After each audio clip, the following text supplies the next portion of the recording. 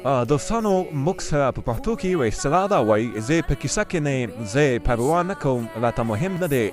دغه ډېرې اصطلاحات دي چې په الماني ژبه کې موږ وایو دغه زه په کیسه کې نه یم یا پروا نه کوم وایو das ist mir egal، das ist mir egal.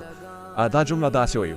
او کله چې موږ وایو دا زما لپاره مهم دی، دا زما لپاره مهم دی، یو شای وي یو څوک وي، دا جمله په الماني ژبه داسې وایو das ist mir wichtig، das ist mir wichtig. او کله چې وایو دا زما لپاره نوی دی، یو ځای ته لاړ شئ، یو ځای وي، یو څه خورئ یا د یو څه تاسو واخلئ، اول ځل لپاره هغه څه ګورئ یا خورئ یا وینئ، وایي دا زما لپاره نوی دی. دغه جمله په الماني ژبه څنګه وایو؟ تاسو یې خپله په کمنټ کې ولیکئ.